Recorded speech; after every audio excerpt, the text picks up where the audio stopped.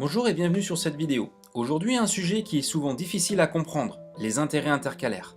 Prenons l'exemple d'un projet de construction d'une résidence principale, ce sera plus simple pour expliquer le principe.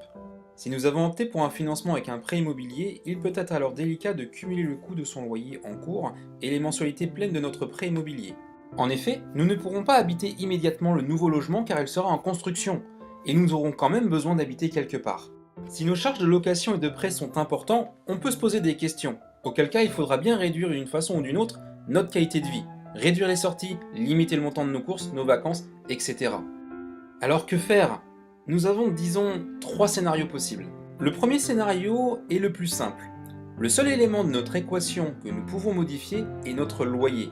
Nous avons de la chance, car nous pouvons être hébergés de façon gratuite pendant la durée de notre projet. Autrement dit, nous n'avons plus de loyer à payer. Et j'honore mes échéances de prêt qui, eux, seront calculées sur la base des déblocages de fonds que nous demanderons à notre banquier. Nos mensualités de prêt augmenteront alors au fur et à mesure de l'avancée de notre construction. Le deuxième scénario est aussi très simple. Nous décidons de payer notre loyer et d'utiliser notre épargne pour payer nos mensualités, qui vont toujours augmenter au fur et à mesure de l'avancée de notre construction. Bon, vous serez, je pense, d'accord pour dire que si nous n'avons pas d'épargne de côté, ce scénario n'est vraiment pas envisageable. Sauf si notre entourage peut nous donner un coup de main. C'est plus délicat à gérer. Le troisième scénario est le dispositif des intérêts intercalaires qui peut être proposé par la banque. Alors de quoi parlons-nous? Reprenons notre histoire. Nous souhaitons acquérir un terrain, y construire notre future maison et nous décidons de faire nous-mêmes des travaux. Dans cet exemple, les équipements d'une cuisine, que nous installerons nous-mêmes et faisons le choix de faire intervenir notre propre peintre.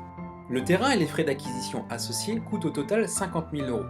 Notre maison coûtera 150 000 € et nos travaux réservés 10 000. Le coût total est donc de 210 000 €, financé en totalité par notre emprunt immobilier. Si nous découpons les étapes de notre projet, cela donnera à peu près ceci. Tout d'abord, nous achetons le terrain. Puis nous avons l'ouverture du chantier. Ouverture qui est possible si le contrat de construction est signé et si nous avons le permis de construire. Puis viennent les étapes de la construction en elle-même. Les fondations, les murs, la mise hors d'eau, la mise hors d'air, les différents travaux jusqu'à la remise des clés. Ensuite, nous achetons notre cuisine et faisons intervenir notre peintre. À chaque étape, qui peuvent être distantes entre elles en termes de délai, nous demandons au banquier de réaliser des déblocages de fonds, et cela jusqu'à l'épuisement complet du budget qui nous a été alloué à la signature de notre prêt immobilier.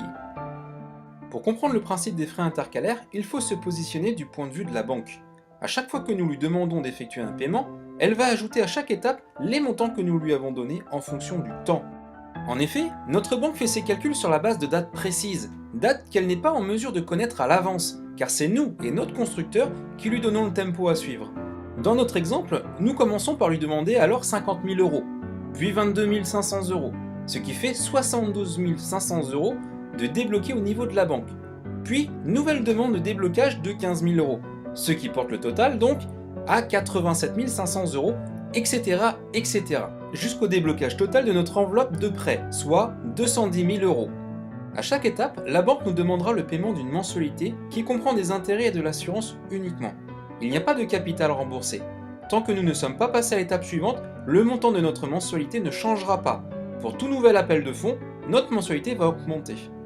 Admettons alors que nous ayons accepté un taux de 2% sur 25 ans, un taux d'intérêt intercalaire de 2,5% et une assurance qui est elle-même calculée au prorata des déblocages de fonds. Je vais alors payer 120 € par mois car j'ai emprunté 50 000 € pour le terrain.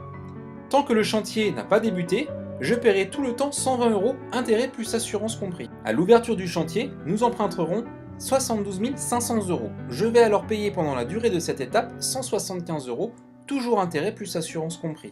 Ceci jusqu'au prochain appel de fonds du constructeur, et ainsi de suite jusqu'au déblocage total du capital que vous avez emprunté en banque. 211 €, puis 265 €, etc.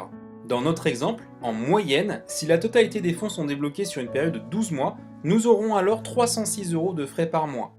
Une fois les 210 000 € totalement débloqués, nous commencerons à rembourser normalement notre prêt, car nous aurons emménagé dans notre nouveau logement.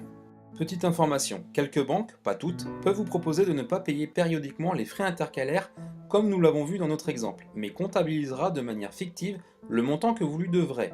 La banque vous imposera alors de la rembourser sur une période maximale de 1 an, à partir du moment où vous lui avez indiqué la fin de votre projet. Vous aurez dans ce cas à assumer le paiement de votre mensualité, plus la moyenne des frais intercalaires répartis sur 1 an. Ce troisième scénario a au moins l'avantage de nous aider à avancer et éviter de nous mettre en difficulté financière. Voilà, fin de cette petite vidéo, bonne journée!